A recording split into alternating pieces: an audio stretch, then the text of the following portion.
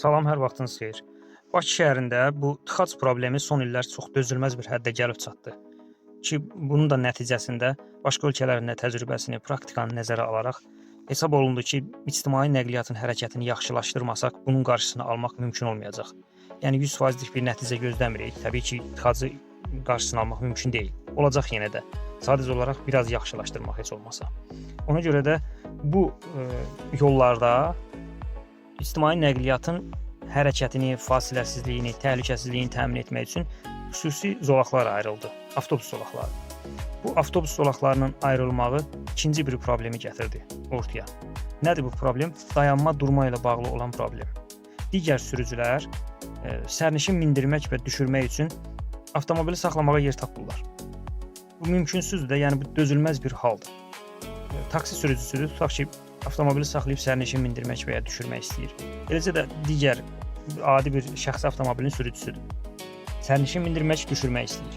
Sağ zolaq avtobus zolağıdır. Düz xəttlə ayrılıb, bütöv 1.1 xətti ilə ayrılıb. Ora daxil olub sərnişin mindirsə və ya düşürsə 100 manat 3 bal cərimə olunacaq. Onun yanındakı ikinci zolaqda dayansa 80 manat 2 bal cərimə olunacaq. Və sürücülər son illər, son vaxtlarda bu məsələdən çox narazı və şikayətçi idilər. Deməli, AYNA, Azərbaycan Yerüstü Nəqliyyat Agentliyi belə bir məlumat lövhəsi hazırladı. Avtobus zolaqlarında bunu başladı tətbiq etməyə. Minib düşmə yeri və durmaq qadağandır yazısı. Ortada da avtomobilin yanında da bir piyadadır, deyək ki, əlini qaldırıb ki, yəni məni götür. Burada dayanmışam, saxlatmaq istəyir avtomobili ki, avtomobilə əyləşsin. Deməli, bu lövhəcik quraşdırılan yerdə qırıq xətt qoyulur. Avtobus zolağına daxil olmaq üçün 1.11 nişanlanma xətti ki, orada sərnişin dayanır, sürücü gəlir orada saxlayır, sərnişini mindirir və ya düşürür. Və son bir neçə gündür Bakıda bəzi küçələrdə artıq bu lövhəciklər quraşdırılıb. Bu məlumat lövhələri quraşdırılandan sonra indi də bu lövhələrin başa düşülməsində çətinlik çəkilir. Çoxlu suallar var, sürücülər soruşurlar ki, cərimə olundum burada, mən necə hərəkət etməliyəm, necə dayanmalıyam? Bax, bununla bağlı məlumat verirəm. Burada sürücülər də, sərnişinlər də, sərnişin olmaq istəyən piyadalar da diqqətlə qulaq assınlar.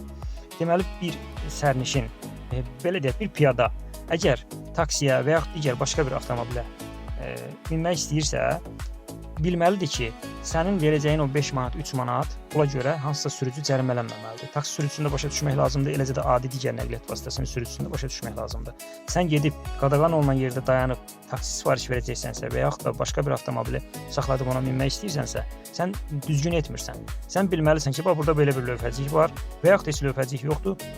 Avtobus zolağı qırıq xəttlə ayrılıbsa, bilməlisən ki, sən orada gəlib taksi sürücüsü və yaxud digər avtomobil götürə biləcəkdir. Sən gəlirsən, dayanırsan bu nişanın yanında və yaxud dediyim kimi qırıq xəttin yanında, orada artıq sürücü səni gəlib götürə biləcəkdir. Və sərnişin avtomobilə sürücüsünə saxla deyirsə, bilməlidir ki, onu hər yerdə saxlada bilməyəcək, o harda istəyirsə düşə bilməyəcəkdir. İcazə verilən yerdə sürücünü də başa düşmək lazımdır. İcazə verilən yerdə sürücü saxlayacaq, sən düşəcəksən. Və gələk sürücülərə. Sürücü əgər bu lövhəni görürsə, bu məlumat lövhəsini görürsə, bilməlidir ki, bunun yanında, bax burada sərnişini mindirmək və düşürmək məqsədi ilə. Xüsusilə bir də qeyd edirəm, sərnişin mindirmək və düşürmək yalnız bu hala icazə verilir. Yəni sən gəldin burada saxladın, burada saxlayanda orada gəlir sərnişin, piyada gəlir, onu gözləyirəm ki, gəlsin minsin mənim avtomobilimə, sən artıq qaydanı pozursan. Və yaxud gəldin burada saxladın, avtomobilindəki sərnişin deyir ki, bir dəqiqə gözlə, düşün və yaxud biraz ləngirsə, sən yenə qaydanı pozursan. Məqsəd budur. Sən gəldin, daxil oldun avtobus zolağına, nişanın yanında dayandın, avtomobil dayanan kimi sərnişin qapını açmalıdır, düşməlidir. Düşən kimi sən hərəkətini davam elətdirib buradan çıxmalısan. Burada qalmamalısan. Heç bir halda burada ləngiməməlisən. Proses budur. Yalnız sərnişin mindirmək və düşürmək. Və bura necə daxil oluruq? Deməli, avtobus zolağıda görürük, bütöv xəttlə ayrılır və burada 1.11 xəttdən görürsünüz, qırıq xəttlə ayrılıbdır. Sürücü gəlməlidir buradan avtobus zolağına daxil olmalıdır. Nişanın yanında gəlib saxlamalıdır burada. Görürsünüz, bu şəkildə göstərirəm. İkinci zolaqdan daxil olur avtobus zolağının nişanın yanında dayandı. Dayanandan sonra bu şəkildə göstərirəm. Oradan daxil olub gəlib burada dayanıbdır. Burada sərnişini mindirdi, düşürdü. Burayla düz hərəkət eləmək olmaz. Bax, sürücülər ən çox belə cərimə olunurlar. Sərnişini burada düşürdür. Buradan düzünə hərəkətini davam elətdirir. Qarşıdan sağa döngə var, orada yol ayrıcı var. Oradan sağa dönür. Tutaq ki, deyir ki, avtobus zolağından çıxıram da mən. Və yaxud da burada sərnişini düşürdü. Buradan hərəkətini davam elətdirir, gedir qabaqdan, oradan çıxır sola. İkinci zolağa keçir. Yenə də qaydanı pozur. Dediyim kimi, daxil olmusan burada sərnişini mindirdin, düşürdün. Bax elə buradan da qırıq xəttdən çıxmalısan ikinci zolağa. Nişanın yanında qırıq xətt olur, buradan çıxmaq üçün. Sənin bura daxil olmağın yalnız bir məqsəddir. Yenə deyirəm, sərnişin mindirmək, düşürmək. Ondan başqa halda burada sənin dayanmağın, hərəkətin, durmağın qadağandır.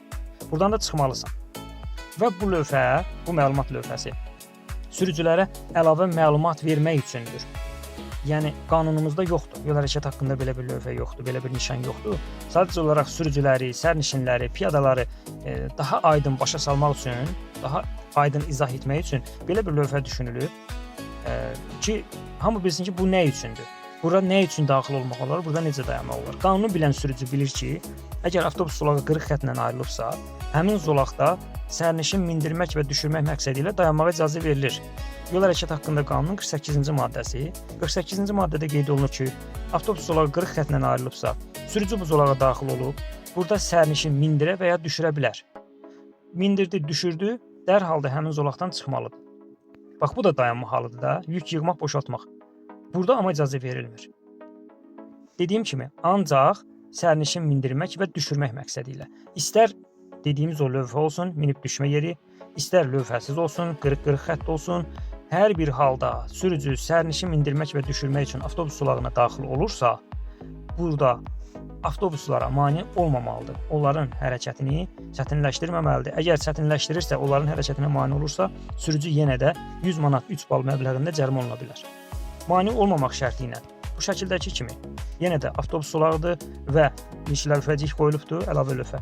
Gəldin burada avtobus zolağına daxil olmazdan öncə baxmalısan, avtobus gəlir, gəlmir. Onlara mane olmamaq şərti ilə daxil oldun bura, sərnişini mindirdin, düşürdün, dərhal da çıxmalısan. Ona mane olmaq qadağandır. Bu şərtlə icazə verilir bu zolağa daxil olmağa.